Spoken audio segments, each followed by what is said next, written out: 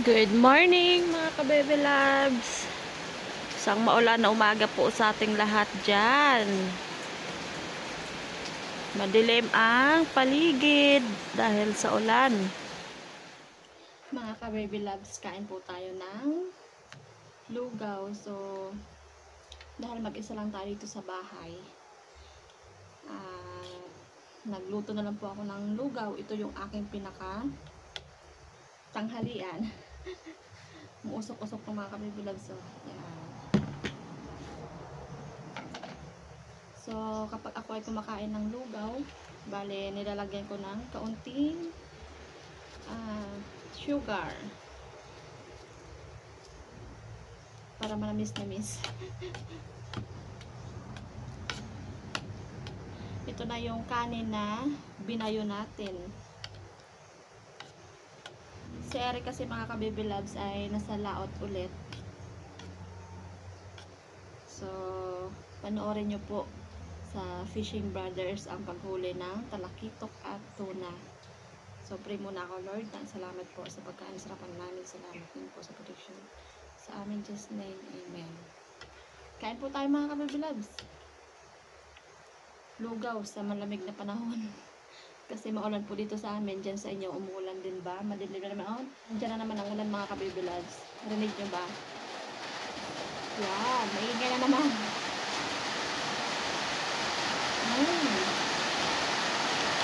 Sarap.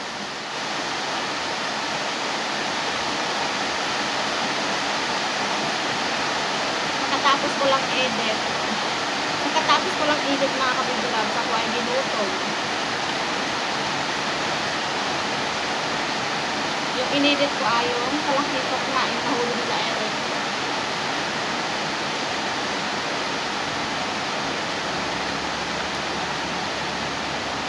Mamaya pupunta tayo sa baba. Abangan ulit natin kung marami kanilang huli. Sana ay sulpihin na naman.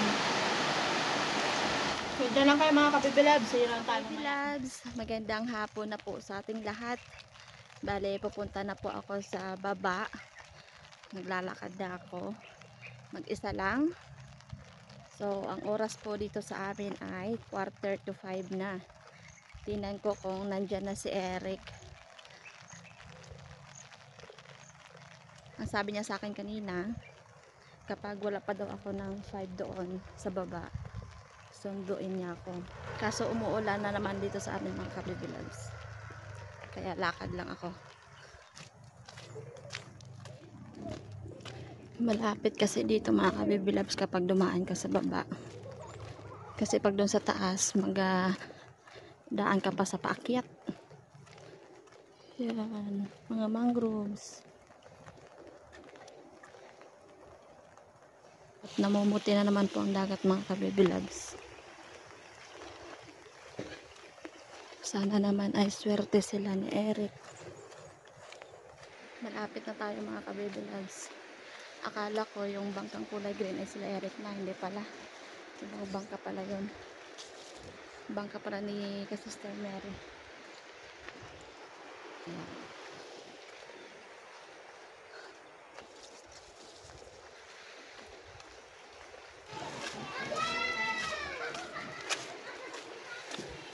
Malapit na tayo. Yung kulay green, nakala ko bangkang Eric, hindi pala. Ay Ate Mary pala na bangka kay Sister. Wala pa sila oh. Yan. Ulan yan mga kabebe loves, ang pumuputi. Nandito na ako mga kabebe loves. Dito na tayo habang umuulan, umaambon kasi. Wala pa sila. Wala na tayong mapasilungan na kubo kasi sira na mga kabebe loves. Ulan po yan.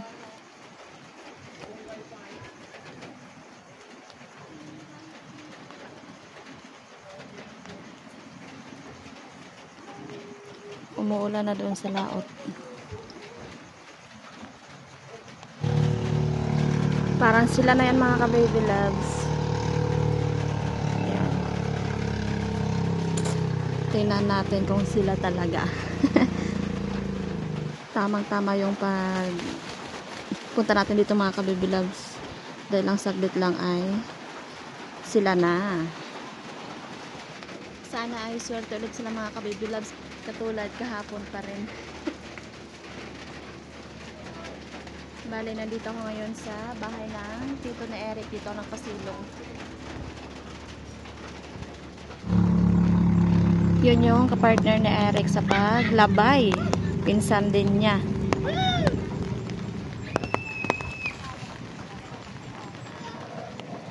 Excited na ako mga ka-baby loves na makita yung huli nila. Tapos wala, charot.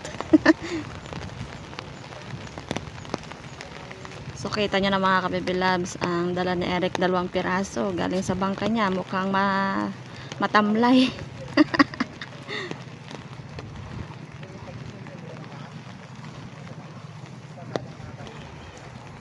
Wala.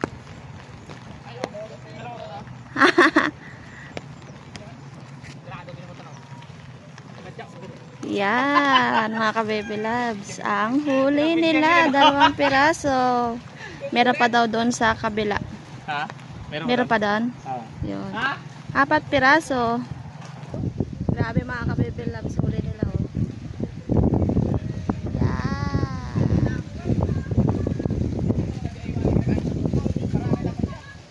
Meron pa doon.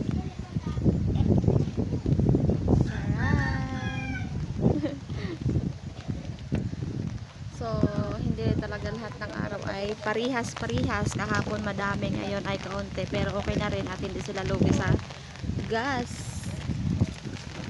Diyan na naman ang ulan.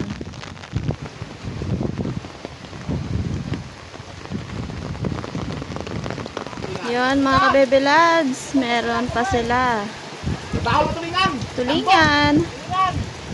Kala ko ma'am sa tulingan pala. Yun.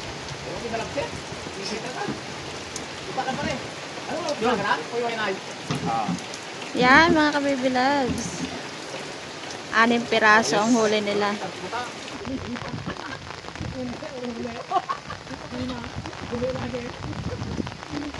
Pang ulam na naman. Yan. Basta may niyog, alam nyo na. Maggagata ulit tayo mga ka-baby loves. So, yung huli nila Eric ay gagataan natin. Kasi, yun yung aking paboritong ulam. Ginataang tulingan. Punta na tayo sa taas mga ka-baby loves. Mga ka-baby loves, dito na po tayo sa bahay. So, magandang gabi po ulit sa ating lahat. Bali, magluluto na po tayo ng tulingan, yung naparte ni Eric kanina. Bali, ito na po yung parte ni Eric kasi yung isang pirasong isda ay pinaghatian po nila 3. Ito naman yung parte na ni Eric. So, nakapagbigay pa kami sa aming mga kapitbahay. Kaya, ayan na lang po yung natira. Magpapaksiw po ulit tayo mga ka-baby loves.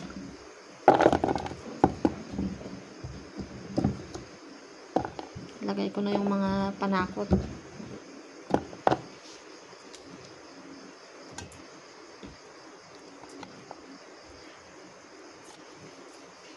Siyempre, gagataan ulit natin yan mamaya. Unahin ko lang papaksiwin. Yan. Malinis na po yan. Sukang niyog.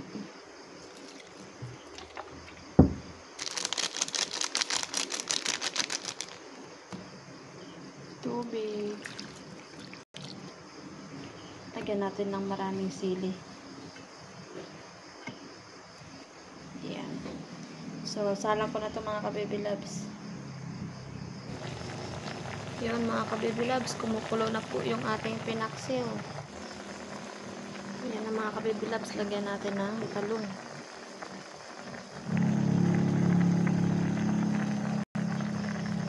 At yung gata. Yan, masarap pag maraming gata. Kumukulo na yung ating ginataan. Nakakagutom na mga ka-baby loves ang bango niya. So maya maya ay kakain na po kami. Mga kabibilabs, ito na yung ating ginataan. Sabaw lang sa kalan. Okay, mga kabibilabs, so pray na tayo. Ay naman sa lahat sa pag-ingat, pagkain na ito. Amen. Amen. Alright. Kain po. Mapunan. Tayo.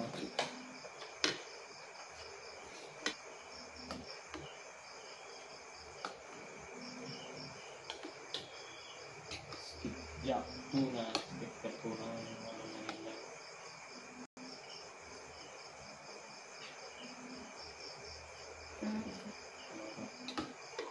Ang dami nun. Puste lang kami. Maganet, maganet.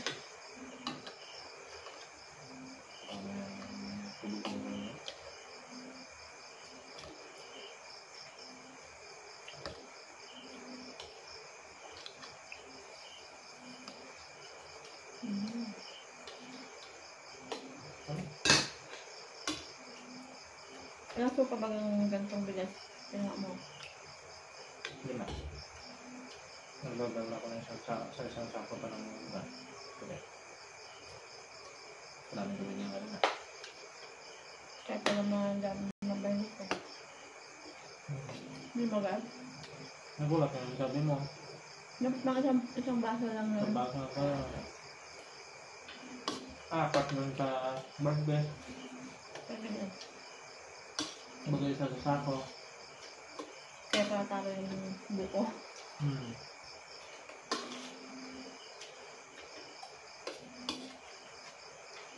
Kaya po mga kabibilag. Sarap.